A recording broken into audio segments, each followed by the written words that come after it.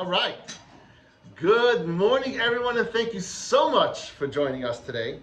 We are on the topic on Rav Av. We're discussing how a person who lacks bitachon and asks Hashem for security deposit. And what do we mean by security deposit? The person tells Hashem that first give me parnasa, first make me my money so that I know I have enough money to live for myself, my kids, my grandkids. And then I'm going to start doing your will. I'm going to start learning, I'm going to start davening, putting on film, all the mitzvahs and all that fun stuff. And so we started discussing that there's 7 different refutations that we can have with this individual and showing them that their thought process is backwards, that you can't do that to Hashem. And so we went through 4 of them already. And today we're going to learn the 5th one. V'achamishi. And the 5th reason as to why the solicitor of security deposit from Hashem is ki hamamashkin es chaveira, that when we talked about, we compared him to a merchant, right? So when this storekeeper, this merchant, that when he takes a security deposit from his fellow, from let's say from his customer, whatever it is, tenuach nafsha b'mashkan, he has peace of mind on the account of possessing a security deposit. So what is it? What's the security deposit? Security deposit so you can sleep well at night knowing that this person, whatever they owe you, it's going to get paid eventually. Why? Because you have that security deposit or that mashkin that we spoke about. And so that's his peace of mind. Because if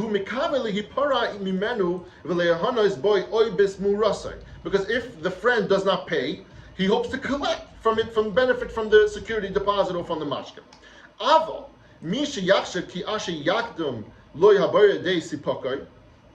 However, someone who thinks that when Hashem gives him ample funds in advance, like Hashem makes you very, very wealthy, and you put away a large amount of money, and you have it in your savings account, he will have peace of mind with regard to his worldly needs. That the person thinks that, okay, if Hashem, if I win the lottery today, great, I'm perfect. Now I'm great. I'm perfect for my entire life. I'm set, right? Tanose sheker. He has false, unrealistic claim. Why? Because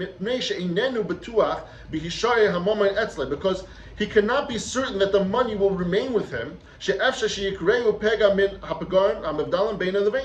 is possible that some mishap will occur that will separate him from his money. We spoke about this many times over the last couple of months. So many things could happen to your money over the course of your time. And we spoke about what's the true Baal B'tachon. The true Baal B'tachon is the person who has more faith in knowing that Hashem is going to take care of him for till the day he dies, just like Hashem took care of him all these years.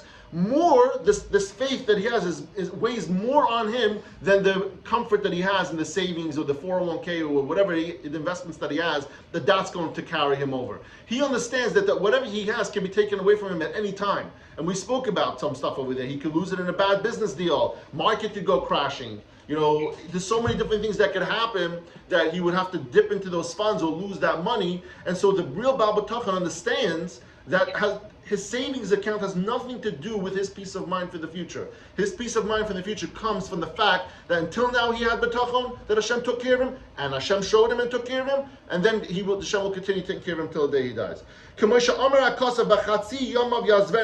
It also, he says, what does it say in the pasuk? It says about the wealth of who fails to rely on Hashem. In the middle of his days, it will leave him. Meaning that in his lifetime, not when he dies, he won't take it with him, that in his lifetime, he might lose all that money that he has. That pasuk speaks about somebody who, instead of relying on Hashem, he makes money through unjust ways. That's where that pasuk was talking about. It's talking about over there when it talks about that your hishtadlis is important, but the hishtadlis should be in a kosher way, that you shouldn't be doing things that are against halacha when you do your hishtadlis. Now, and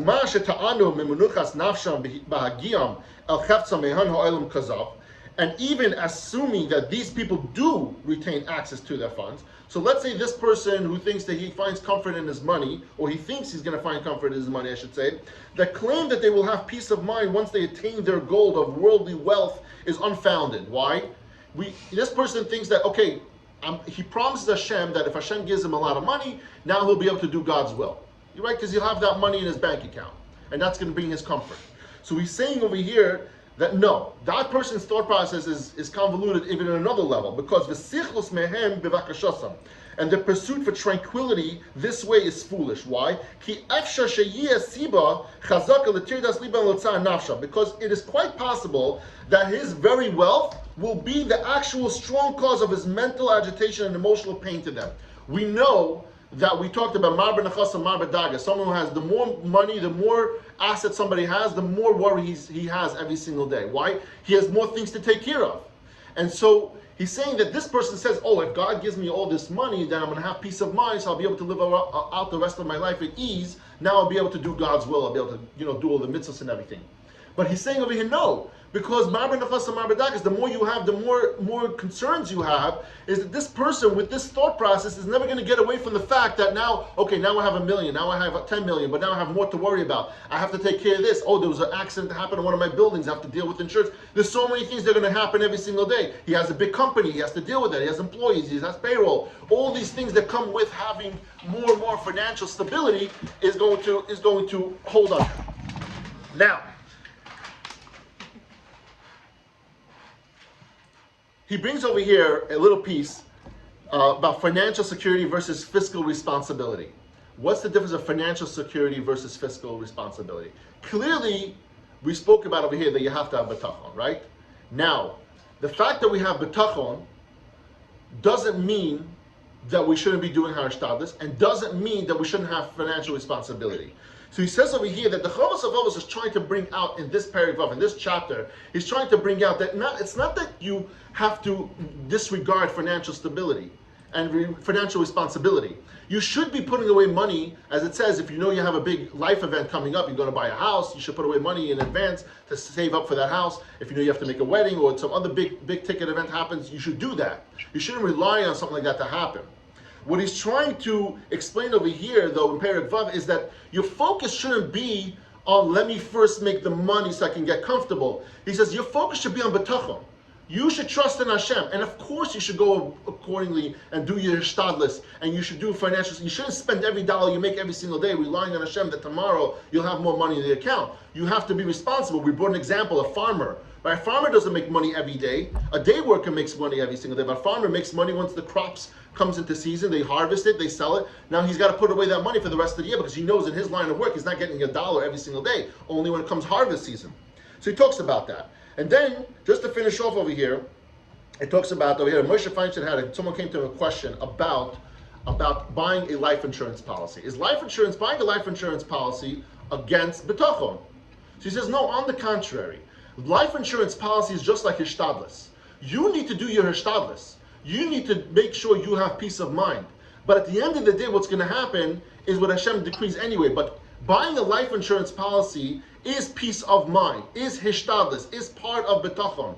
It goes hand in hand with the hishtadlis portion. It's not against the bitachon values that you're buying a life insurance policy. Because you say, I'll have. It goes in according to what Rav Av says. You need to have financial responsibility. What's going to happen at the end of the day with that money, we don't know. But you still have to put your best foot forward in order to make sure that you have that comfort. But the comfort doesn't come from the bank account amount. Your comfort comes from the fact that you know that Hashem is always going to be there to take care of you the same way He took care of you today. Thank you everyone for joining us today. I love you all and have a great day.